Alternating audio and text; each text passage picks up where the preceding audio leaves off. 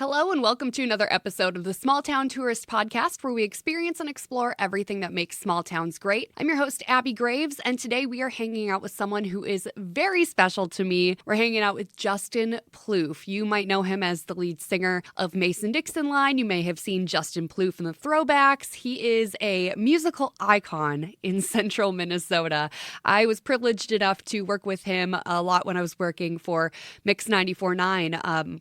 Chad Taylor, who was on the podcast last week, go back and check out that episode. He introduced us when Chad was working with Justin on his record deal that he had down in Miami, and we'll get more into that when Justin joins us on the podcast here. But he's always just been such a wonderful human to be around. He's so positive. He brings so much light into this world, and his musical talent is just off the charts. I swear you could throw any song at this guy and he would perform it dang near better than the original artist. I have so much fun seeing him and his band perform, whether it's a local venue around town. We even hired Dixon line to be the band for our wedding, which we get into in the podcast as well. But it's a privilege to know Justin. It's a privilege that he joined us for this podcast today. So I really hope that you enjoy our time with Justin Ploof. So come on home, claim your throne when life gets you down. It's nice to know there's somewhere to go. Folks care about you. We can't give you the world, but we'll give you a crown. 'Cause you're the queen of our hometown.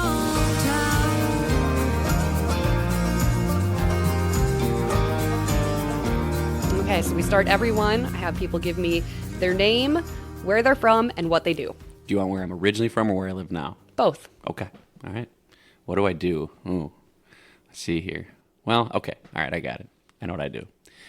So I'm Justin Ploof. Happy to be here. Thanks, Abby.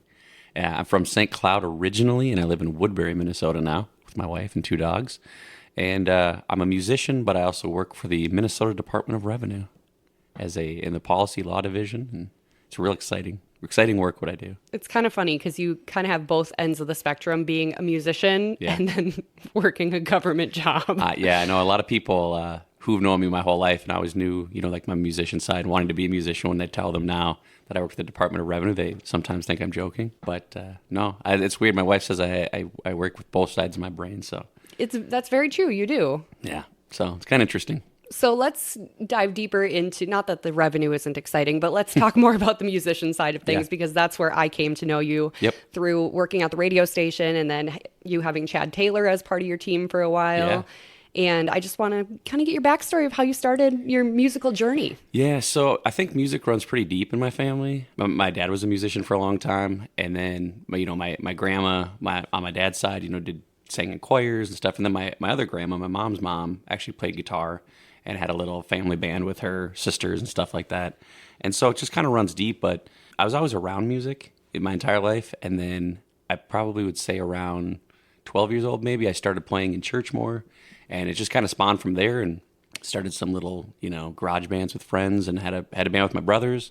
And we had some success and traveled around doing that. And then, of course, I met Chad Taylor, as you mentioned, and ended up having a record deal out of Miami for a couple of years, and made some music, and it's been kind of an interesting little journey for me, but I'm really thankful for it. You meet a lot of interesting people, and I mean that in a good way, interesting people, but it's an interesting business. I always tell people, a lot of people think, they just see like the glamour and the glitz, but there's a lot of hard work that goes behind it, and not everybody gets to be the Taylor Swifts, and all that kind of stuff, but it's been a pretty amazing journey. I wouldn't trade any of it. It's been tough at times, but I wouldn't trade any of it. And you mentioned no one can be the Taylor Swifts, but she wouldn't be where she is without the people putting in the hard work behind the scenes. 100%. And what's great about the internet is I feel like I'm getting more and more of that kind of behind the scenes content fed to me. Like just this past week, I found a video on TikTok of one of the riggers coming in at the end of one of her shows down in Tampa Bay. And he's like, well, I'm here for the last 20 minutes of the show, but I got to climb up to the top of that tower and we got to tear it down as soon as she's done. So yeah, and that's it. I mean, that's the whole thing. And a lot of people don't realize all the stuff that goes into things like that show. But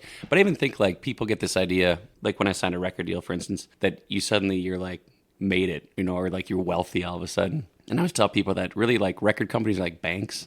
Like they're just loaning you money and you have to pay it all back. before you really start to see any of the success. And, a lot of artists don't even get that far. They don't even get their record released. So that's why I say I consider myself really blessed, because not only did we get out of the red on my deal, but I actually, made a little something, and my record actually got released. So, but to your point, like in the music industry too, there's so many things that go on behind the scenes that people don't realize. There's the crew of people that are so important, and the sound engineers, and it's not just about the performer, but yeah, to your point, as they say, it takes a village. I kind of got to be part of that village last year a little bit for you guys. We hired Mason Dixon Line to be our wedding band. It was awesome. Thank you. I am still getting compliments almost monthly of people saying, "Oh my gosh, you had the best wedding party ever." It was awesome. It was a really fun night. It was a blast. And just all the little parts and pieces that we needed to get together in order for you guys to do that show. Yeah. At So a place that isn't traditionally a music venue. Yeah. So you understand that there's a lot of things like people don't think about. Is something as little as like, how much power do you need? Mm-hmm. But somebody has to take care of that. Now, your wedding was awesome. It was a so great much day. fun. The party was awesome. So not just because we played it, but it was just fun. It was an absolute blast. Let's talk a little bit about Mason Dixon Line, because that's kind of the bulk of where I've worked with you. Yeah. How did that whole band get started? Because you guys you're not just playing gigs in St. Cloud anymore. You're traveling to different neighboring states and all around. Yeah, it's really crazy. The whole thing started, well, I think it starts like anything else. Like you just decide you want to do something.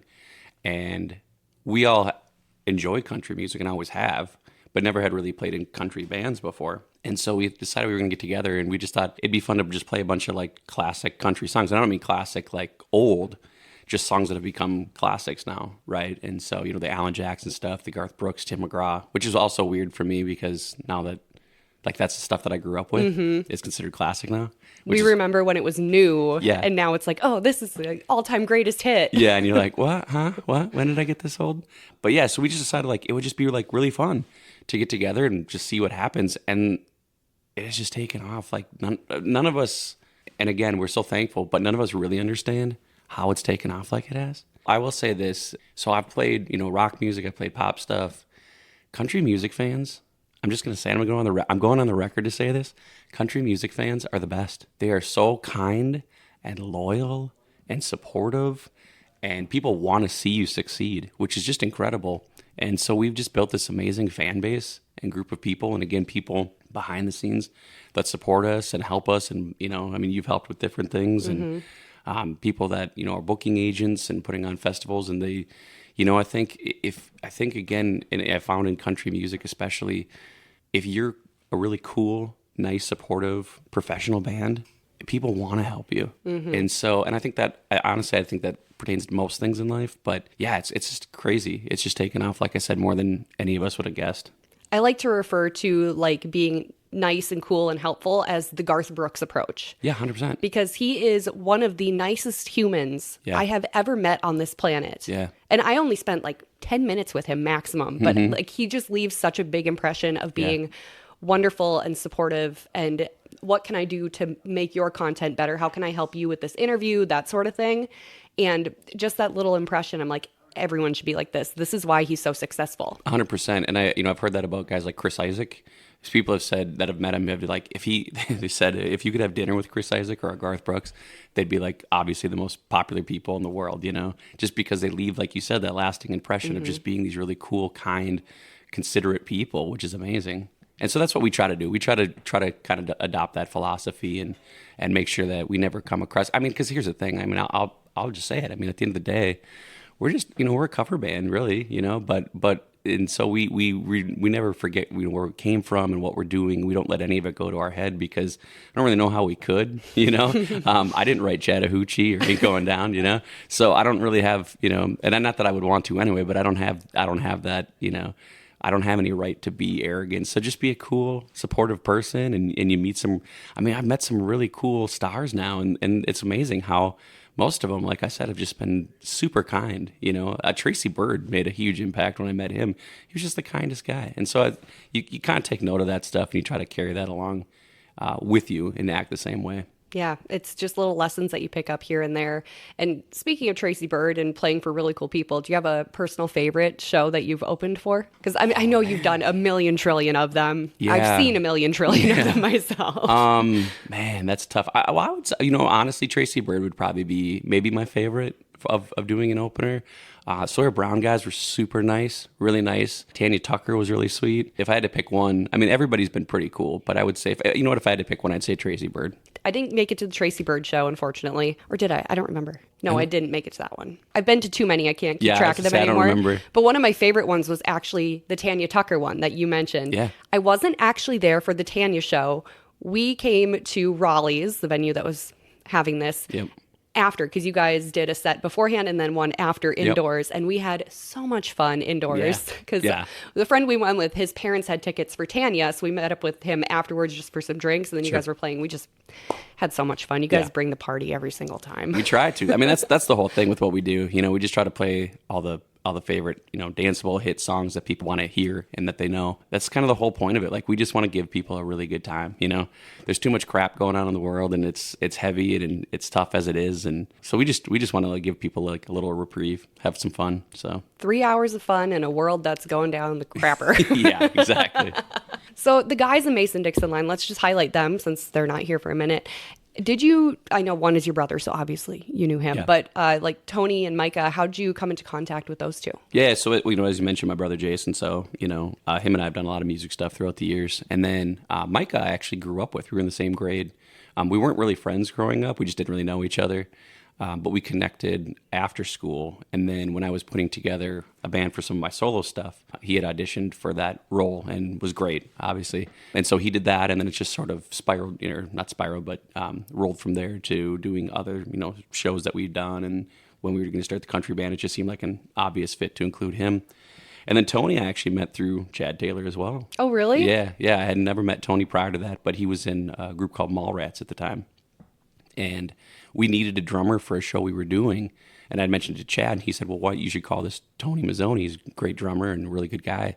And yeah, we just hit it off right away. And he's, Tony's one of those guys, he's super professional and a good hang and all that kind of stuff. So it just kind of rolled from there. And a matter of fact, I'll give a shout out to one of my all-time favorite St. Cloud restaurants. My brother and I met Tony first at Bravo Burrito. Ooh. For lunch to discuss the whole Mason Dixon line thing and kind of explain what we wanted to do with it. And he was on board right away. And like I said, then we talked to Micah, and he was on board, and it just took off, like I said, way faster than any of us could have ever imagined. But again, just so thankful. And again, I mean, I always try to give credit where it's due. And again, country fans are just amazing. They are. That was something they told me when I was going to radio school. They're like, you can have a dream format for whatever you want to do, rock, pop, hits, whatever. But if you work in the country industry, those people are loyal. They love everything that revolves around their music because it's so sacred to them. Yeah, absolutely. I will say this too, and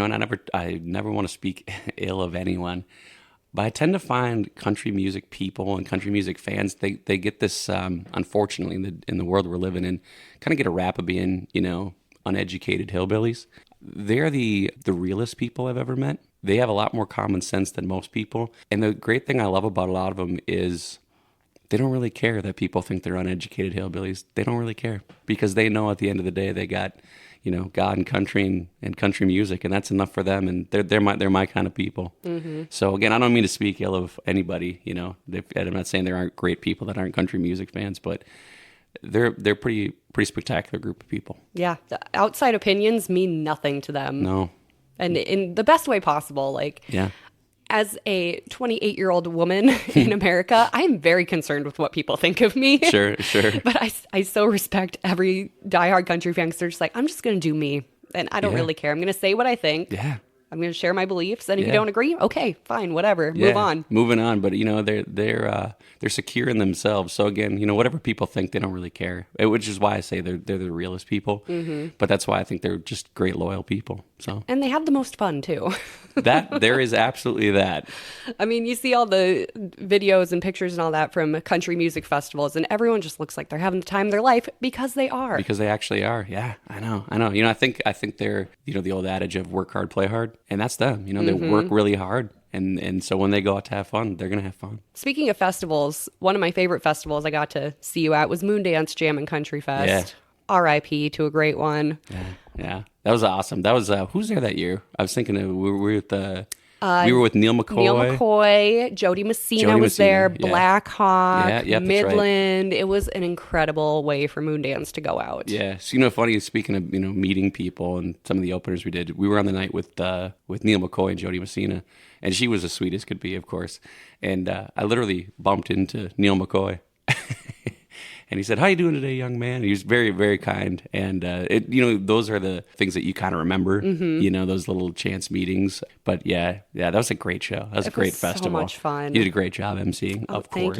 Thank you. Of course. I missed that place so much. Had such a special place in my heart. That was just one of the best festivals because the audience did skew just a little bit on the older side. Sure. Which I appreciate, even though I am 28. I like hanging out with people in their 40s and 50s because they want to go to bed at a reasonable hour. Yeah, absolutely. I'll be, in like 2 weeks, I'll be 40, which is weird on a whole different level. But I was going to say, it's funny, like you said, the older you get, it's kind of like, I want to go have some fun, but I don't want to be tired the next day. Yeah, I'm not staying out till 2 a.m. Yeah, it's tough now. I'm not into that. No one should be. My dad always said growing up, he's like, nothing good happens after 9 p.m. Yeah.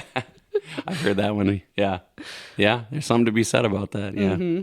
Do you guys have a festival coming up this year that you're looking forward to? I know you got a pretty packed schedule. Yeah. We're doing Grand Country Nights again, which should be a lot of fun. Last year was like the first year of it, kind of? Or is it a newer festival? I feel like last year was the first year I really heard about that. Yeah, I think it's somewhat new with Grand Casinos, hence Grand Country Nights. That one's always a lot of fun. Yeah, we have a couple things coming up this summer. Just, if people go to masondixonlineband.com, they can see all the different places we're going to be. But yeah, that's a pretty cool one. We did that last year, and it's fun to be on those big stages and those big amphitheaters, and you get to feel like a big star for a few hours, and then you go home and cut your grass and take out the garbage and do all that kind of stuff, and kind of get brought back down to earth a little bit. But they're a lot of fun. The Summertime by George lineup just got announced. Yeah. This past week, you guys opened the whole Summertime by George season last year, and then now you're closing it this year. We're closing it this year, which is going to be really cool. I think they're going to fix it. There's a little misprint. I think it showed that we were doing the opening set the last night, but we're actually closing. They wanted us to close. So, yeah, it's awesome. That's such a cool festival, and it's amazing how the people of St. Cloud and the surrounding areas have really adopted that as their Wednesday night thing. Mm-hmm. And we've done a few other ones in different areas of the state, it's absolutely become recognized as like a thing to do. And so I know a lot of other cities, and we played some, are trying to do the same thing, is build a night, each week during the summer for their community to come, hang out, see live music. They have, games down there. They have food down there. And it's just an awesome event. If people who are listening have never been, even if you don't come see us, just go check it out, because once you go once, you're going to want to go back, and it's become a meeting place for people. And just in the summertime, there's always so many things to do, but again, people in St. Cloud and the surrounding area have just adopted this as their Wednesday night thing that they do. It's incredible to see the crowds that show up for it. It's thousands of people that gather at Lake George. And I grew up in Long Prairie, about an hour from St. Cloud, and I always heard on the radio, come to Summertime by George, come to Summertime by George. When I first figured out what Lake George was, I'm like, that's Lake George? That's a puddle. Yeah. Like, that's not a lake. Yeah. And then you realize, but thousands of people gather around this lake every single week to hear incredible live musicians do their thing, and it's so cool. Well, it's cool because like anything, as it's built, and the city's really adopted it as well, and the Rotary Club, they've built this wonderful stage now for bands to perform on. And again, they brought in great local people to do food and different things. Again, if you've never been there, what I would say to people is find a night, call up a couple of friends, get off work, change your clothes, head down there. Just head down there. You can grab some food, beverage, bring your lawn chairs. And I'm pretty much going to say, I promise you, once you go once, you and your friends are going to start planning your next one. Mm-hmm. So, yeah, huge shout out to the Rotary in St. Cloud. And, yeah, we're super excited to be back there again. It was really cool kicking it off last year, and it'll be fun to close it this year. Are you guys going to do another fireworks display? Am I spilling the beans on this? No. Yeah, no, that was cool. That was really fun. We found a great sponsor to help sponsor that, and we just thought it'd be fun. Since we were kicking off the event, we brought in a big fireworks display, and hopefully we'll do that again. You never know. maybe. Drones, like the whole new thing is like doing drone light shows. You guys Yeah. could do something like that. Boy, I'm so out of it. So these drone light shows, huh? Yeah, it's instead of fireworks, like the city of LA was doing like drone shows for 4th of July. So something to look into. Okay, all right. If you want to switch it up a little bit, I don't know right. where we can find someone who Drone does drone light shows around shows. here, but Wow. Okay, I'll have to check that out. I've never even heard of that. yeah, it's pretty impressive. All right. All right, Tony, if you're listening, find us a sponsor for drone light shows.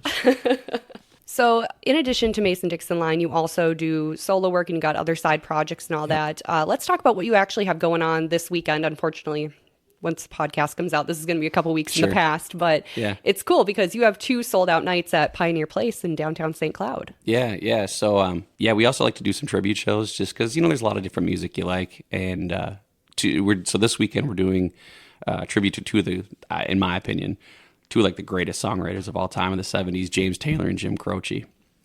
And so what we like to do is we have this kind of format where we produce and make the video as a little backstory to each of the artists. So people come and watch that, and then we perform their catalog live. And I always kind of tell people it's like if you went to see a documentary but had a live band playing the soundtrack. It's a really fun show, and the crowd last night was spectacular. I'm expecting the same tonight, and it's just a lot of fun to get to play those kind of songs. We have tributes to Creed's Clearwater Revival, the Beach Boys, different things like that. So it's a fun way to get to play music that you also love that you don't get to normally do. How do you come up with the concept of these? Like, is it just like you wake up one day, it's like, James Taylor, man. Yeah. I think, so, again, growing up, my dad was a musician and exposed us to a lot of different music, and my mom did too. And I think what ends up happening sometimes is, you hear like a Creedence Clearwater Revival song, and you're like, oh man, I really love Creedence, and then you pull out, the Chronicle album that everybody has, kind of the greatest hits. And you're like, man, it'd be kind of cool to do a show, with these guys. And so then you just kind of start brainstorming from there. Like, is there enough material for a full night? And what can you do? And it's just, it's really kind of how it happens. The initial concept came to me, I don't know, probably 12, 14 years ago, 15 years, no longer than that actually. Anyway, number of years ago. And I was like making some macaroni and cheese. And I was like, it'd be really cool. Because I love documentaries and I love music. And I just thought, like, wouldn't that be cool if you could go see a show where there was like the video telling the story and backstories. So like I said, like you saw a documentary and then there was a live band playing the soundtrack. And that'd be really cool. And I was like, well, why don't you just do it?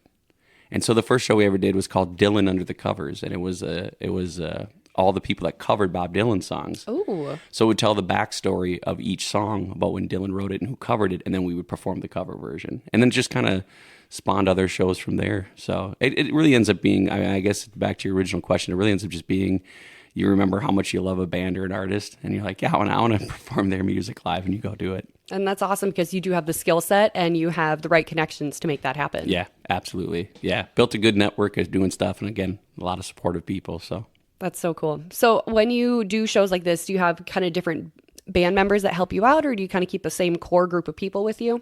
We used to bring in maybe some different people. We've kind of got it now down to a nice little system. We kind of have the same core band now. And I think that's in part because you just find people that you work really well with, people that are interested in doing these shows. And then I think also it helps because you start to build this synergy with the band.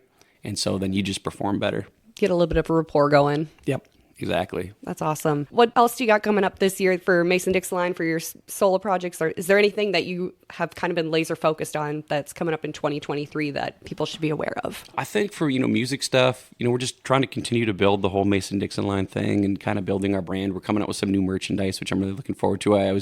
For people that don't know, Abby's a great resource if you want opinions on, would you wear this? Would you buy this? How much would you spend? So yeah, we're coming out with some new merchandise. Just want to keep building that brand.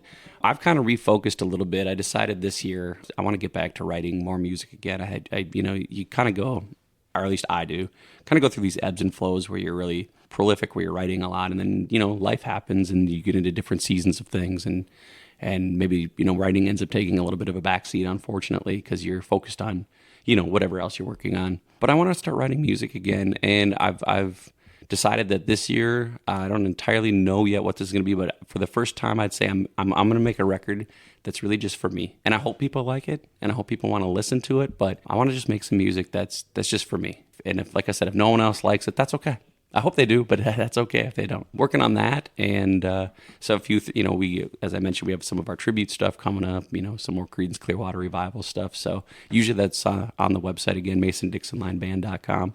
But yeah, a lot of cool stuff. Summer's always great, right? Because there's all the fun outdoor shows, and people are ready to be outside after especially this year, a winter that longest winter ever. Never seems to. I think we've had some longer ones. I remember having snow on my birthday a couple of years, which is May 1st, and so I'm kind of trying to take this in stride. Although I'm so tired of the snow, but summertime shows are just, like I said, they're just the best because people want to be outside, and it's the outdoor stuff, and people, just like you said, people show up to have a good time. So we have a good time. Well, I'm looking forward to hearing some of this new solo stuff that you kind of got coming down the pipe. Yeah. It's been a minute. Yeah. I think I haven't put out anything publicly of my own music in, 5 years? Something like that? Yeah, it must be, because I remember debuting it on Mix 94.9, and it's been about 5 years since I was on there. So yeah, it's been about 5 years. So I'm due. So yeah.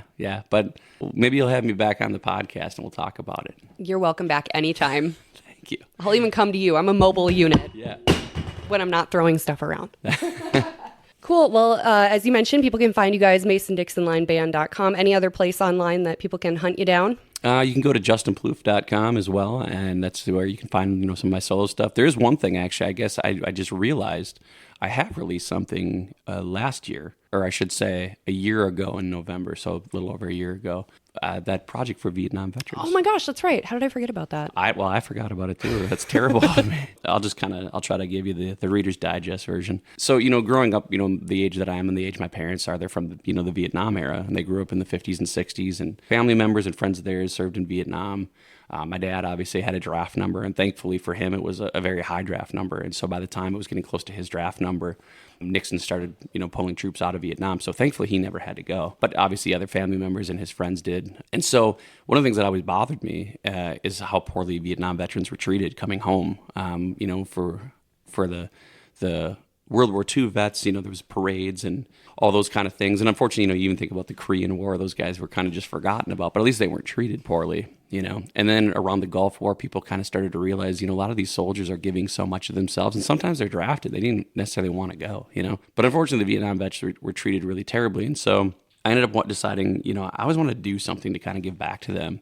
So I just kind of thought about, well, what can I do? And so I thought, well, I have the ability to do music. And so I ended up deciding I started and funded a project all on my own where I wrote a song about Vietnam veterans based on first-hand accounts of people that I know that were there, friends, family members, and I kind of tried to take parts of all their stories and put them into this first-person account of being there. And it starts where, this person is born and kind of coming up in this patriotic time right after World War II. And, they're usually, most of these guys, their grandfathers fought in World War I, dad fought in World War II. And so there was a sense of patriotism that they should go and fight for their country too.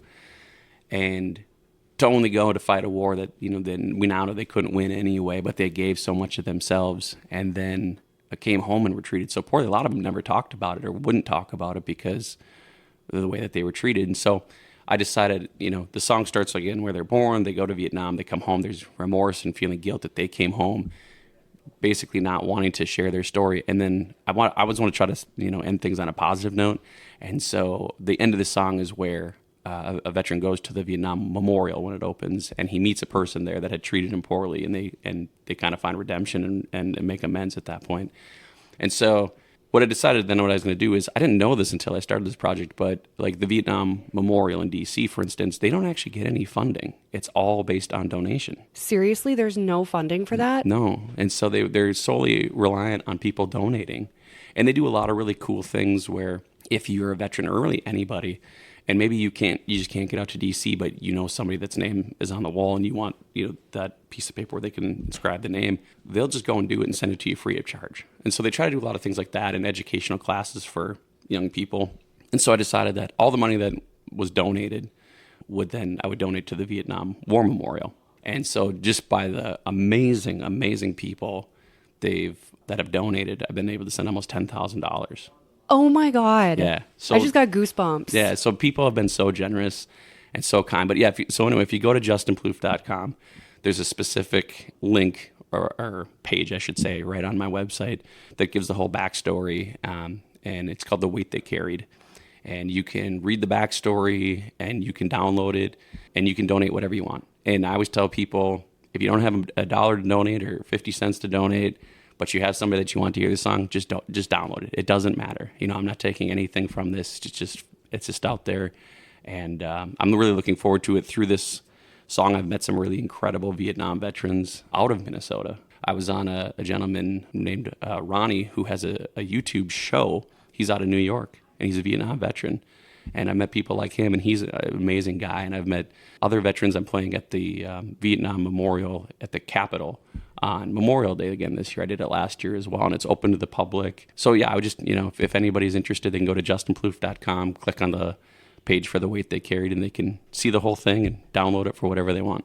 And thank you for taking the initiative to put that song together and do all the work, because collecting and donating $10,000 is one thing, but then also having a song and promoting it and all that, that's a lot of work for one person to do, or a couple people if you have some friends helping you out with it. But thank you for doing that, because it is something that gets forgotten. And I actually have a friend who tells me every time it's kind of turned into kind of a generational, almost trauma thing. His dad was a Vietnam veteran. My grandpa was Korea. And when my friend's dad came home from Vietnam, my grandpa went down to the cities, picked him up, brought him back home to Long Prairie. And that is something my friend still thanks me for to this day. He's like, everyone hated my dad because he went to Vietnam, but your grandpa was one of the only people who was kind enough to realize this man's fighting for his country. And he gave him a ride home and helped him out and bought him a beer. And I'm like, I had nothing to do this. You had nothing to do with this, but we've turned this into our thing now. It's crazy. Yeah, that's amazing. That is amazing. And I think, unfortunately, that's the thing is these guys that came home, and women were there too. We can't forget about that had to see the horrific stuff that they saw as nurses, but they all came home and they came back to a country that didn't necessarily want them. And there were those people like your grandfather that recognized that and made the point. And it's kind of an amazing thing about humanity, that even when there is bad stuff, there are people that still step up. And I still believe that that's a thing. And that's a great story. Thank you for sharing that. Thanks for sharing your story with me today. Seriously, thanks for coming over and doing this. I know you got a busy weekend with your doubleheader sold out show. But my pleasure. Anytime to hang out with Abby, I'm in. Aw, careful what you wish for. Thanks, Justin. Thank you. Thanks for tuning in to another episode of the Small Town Tourist Podcast. I'm your host, Abby Graves. Our theme song is Queen of Our Hometown by Rachel McIntyre Smith. You can stream it wherever you listen to music, and be sure you check out Rachel on social media at Rachel McIntyre Smith, and find her online on our website, rachelmcintyresmith.com. Be sure you follow the Small Town Tourist pages as well. You can find us at the Small Town Tourist on Instagram and on Facebook, and don't forget to check out the blog as well, thesmalltowntourist.com.